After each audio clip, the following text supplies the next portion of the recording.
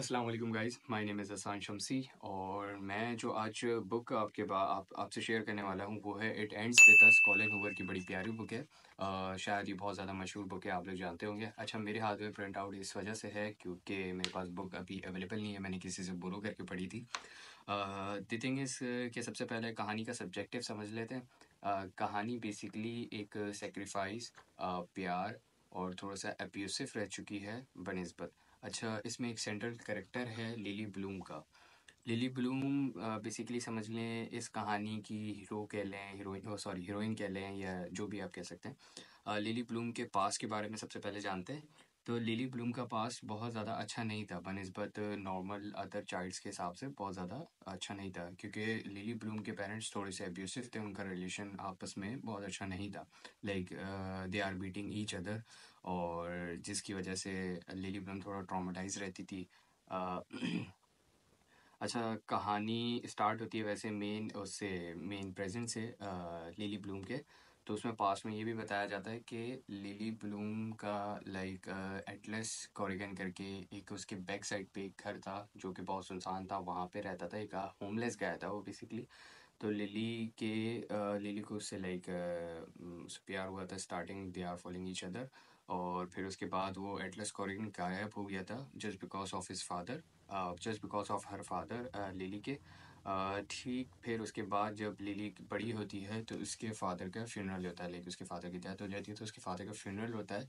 उस फ्यूनरल पे फिर ये होता है कि आपको, अगर आप क्रिश्चियन होते हैं तो उनको एक प्लेजर दिया जाता है कि आप अपने फादर के बारे में कुछ गुड वर्ड्स बोलें। तो लिली जब जब उसको ये प्लेजर दिया जाता है तो लिली जब जाती है तो उसके पास कोई वर्ड्स नहीं होते बोलने के लिए कि वो अपने फादर के, मतलब वो चाहती भी है तो वो नहीं बोल पाती क्योंकि उसके फादर ने उसके लिए कुछ किया ही नहीं होता, तो इसलिए उसके पास कोई अच्छे वर्ड्स ही नहीं होते। तो वो और मज़ीद दुखी कर देता है जिसकी वजह से वो रोती हुई उस सिटी की सबसे टॉलेस्ट बिल्डिंग पे जाती है, मतलब रूफ टॉप पे जाके बैठ जाती है, लाइक बैठने से बड़ा रो रही होती है। अच्छा, वहीं पे ही एक लड़का आता है जिसका नाम होता है राइल किनकेड। आई थिंक मैं नाम सही ले रहा हूँ, मैंने थोड़ी पहले पढ़ी थी, राइल किनकेड इस तरह कुछ था। तो वो आता है रूफ टॉप पे। अच्छा, वो सिटी का सबसे बेस्ट न्यूरो सर्जन होता है और वो रूफ टॉप पे आता है, और वो हमेशा से आता था, लिली से पहले से आता था। तो वो रूफ टॉप पे आके उसने चेयर पे लात मारी तो उसको फील हुआ कि मेरे से पहले भी यहाँ कोई है अभी। तो जब वो देखता है लिली को तो लिली भी उसे देखती है, फिर लिली उसके साथ शेयर करती है, वो पूछता है राइल कि तुम्हें क्या हुआ है। तो लिली लिली अपना सब कुछ, लाइक अपना पास्ट, अपना सब कुछ शेयर करती है। तो फिर उसके बाद उनका आपस में मिलाप होता है। मिलाप से मुराद यानी लाइक दोनों एक दूसरे से प्यार करने लगते हैं बातें बातों में। और फिर ये होता है कि लिली को राइल पसंद आने लगता है। बट राइल फिर जिस तरह एटलस कॉरिगन डिसअपियर हुआ था, इसी तरह राइल उस मुलाकात के बाद फिर राइल भी गायब हो गया। अच्छा, लिली का शुरू से बचपन से एक शौक था कि उसकी एक फ्लावर शॉप हो। तो आफ्टर हर फादर्स डेथ उसने एक ड्रीम था उसका, ये फ्लावर शॉप, तो उसने वो फ्लावर शॉप खोली। अच्छा, वहाँ पे एक लड़की भी उसके साथ काम करती है। मैं लड़की का नाम शायद एलेसा एलेसा या एलिसा इस तरह कुछ था। आप बुक पढ़ेंगे तो आपको याद आ जाएगा। मुझे फ़िलहाल इस वक्त बाई बुक है नहीं तो मुझे पता नहीं है। एलेसा नाम था। तो एलेसा जो बेसिकली उसके साथ काम करती थी, अपना लिली ब्लूम के साथ उसकी शॉप पे काम करती थी। तो एक दिन एलेसा का भाई आता है कुछ फ्लावर्स वगैरह ख़रीदने के लिए। तो वहाँ पे जब लिली उसे देखती है उसके भाई को, तो वो बेसिकली भाई वो राइल ही होता है, राइल किनकेड, जो उसको रूफ टॉप पे मिला था। तो राइल भी शॉक्ड हो जाता है उसे लिली को देख के, लिली भी शॉक्ड हो जाती है। फिर उसके बाद राइल और लिली फिर दोबारा मिल जाते हैं आपस में, और फिर लाइक दे आर, फिर उनका दोबारा रिलेशनशिप स्टार्ट होता है, फिर उनकी शादी होती है।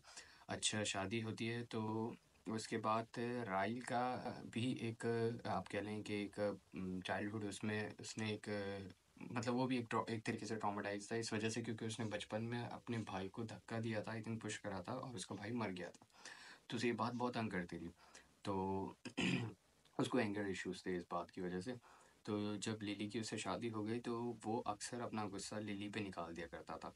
जिस तरह लिली के पेरेंट्स एक दूसरे को मारते थे, इसी तरह लिली और राइल के बीच में भी झगड़े होते थे। लाइक राइल ने कभी उसे पुश कर दिया, कभी उसे गिरा दिया। तो ये सब कुछ उसके साथ भी होने लगा।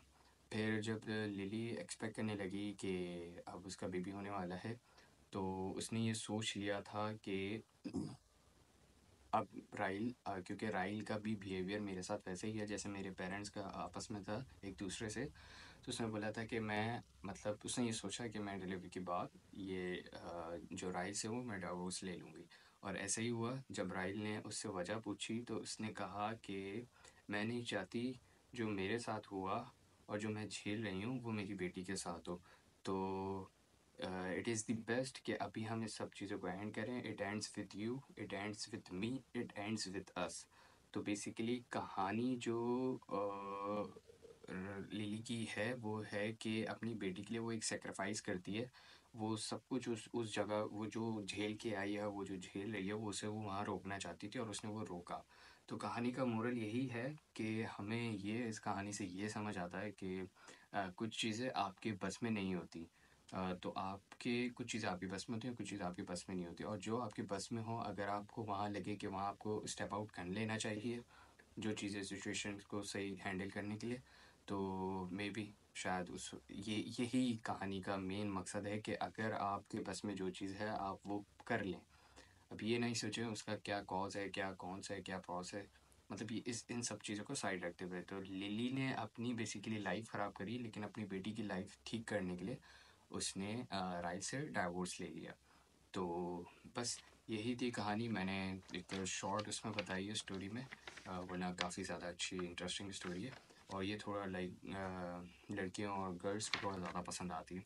तो मैंने भी किसी कहने पे देख ली थी, क्योंकि काइंड ऑफ मुझे भी थोड़े से टेम्पर और एंगर इश्यूज